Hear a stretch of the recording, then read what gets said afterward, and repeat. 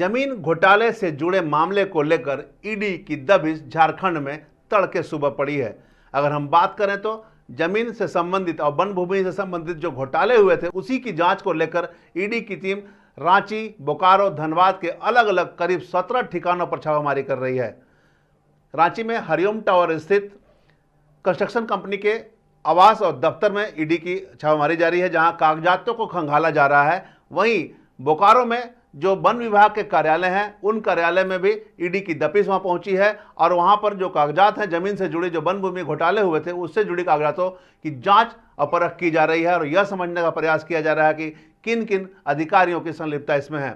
अगर हम धनबाद की बात करें तो धनबाद में रजिस्ट्रार रामेश्वर सिंह के आवास पर ईडी की दबिश पहुंची है। वहां भी कागजातों को खंगाला जा रहा है, चूंकि जो जमीन से जुड़े घोटाले हुए थे उसमें रजिस्ट्री की भी बातें सामने आ रही है। चूंकि कंस्ट्रक्शन अगर हो रहे हैं तो कहीं ना कहीं रजिस्ट्री हुए थे, तो इस संबंध में भी जांच किए जा रहे हैं कि कैसे उन जमीनों की रजिस्ट्री कर दी गई। पूरे अगर हम बात करें तो झारखंड और बिहार समेत 15 ठिकानों पर ईडी की रेड जारी है। पूरा मामला वन भूमि घोटाला से जुड़ा हुआ है। हालांकि जो ईडी के अधिकारी हैं उनके द्वारा अब तक कुछ पुष्टि नहीं की गई है, लेकिन जो बोकारो में वन भूमि घोटाले का मामला 2022 में चला था, अधिकारियों की संलिप्तता की बातें आई थी, जो क्योंकि अधिकारी गड़बड़ी कर एक कंपनी को वन विभाग की 74.38 एकड़ जमीन दे दिए थे। इस मामले को लेकर रांची में ईडी की कार्रवाई एक कंस्ट्रक्शन कंपनी के दफ्तरों और उससे जुड़े लोगों के आवास पर की जा रही है।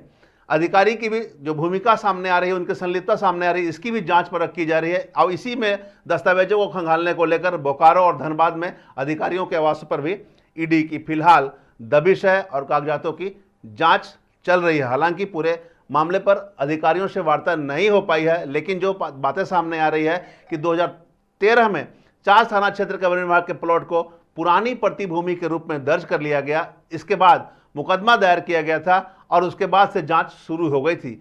वहीं से वन भूमि घोटाले की गंभीरता को देखते हुए झारखंड के डीजीपी अनुराग गुप्ता के निर्देश पर सीआईडी ने भी जांच शुरू कर दी थी। बाद में से भूमि को भूमाफिया ने फर्जी कागजातों के आधार पर हस्तांतरित करवाने हेतु पूरी जमीन को गबन कर लिया था। इसी मामले में अलग अलग लोगों के नाम सामने आए थे, जिसमें रघुनाथ सिंह, जैन सिंह, प्रमोद पांडे, सतेंद्र सत्यार्थी सहित कई अन्य को आरोपी बनाया गया था और सभी के खिलाफ पूर्व से सीआईडी की जांच भी चल रही थी। अब ईडी इस मामले में घुस गई है और अपनी दबिश देकर सभी अधिकारियों और जो संबंधित लोग हैं उनके आवास और दफ्तर पर छापामारी सुबह से ही, तड़के सुबह 5 बजे से ही जारी है और अलग अलग कागजातों और दस्तावेजों को खंगाला जा रहा है। यह जानने का प्रयास किया जा रहा है कि और किन किन अधिकारियों की भूमिका इसमें संलिप्त है। हालांकि अभी कई तरह की जो बातें हैं वो सामने नहीं आए हैं, लेकिन जिस तरह से जांच चल रहे हैं ऐसे में कई ऐसे सफेदपोश और प्रशासनिक अधिकारियों के गिरेबान तक जांच की तह पहुंच सकती है। फिलहाल रजिस्ट्रार के यहाँ ईडी की टीम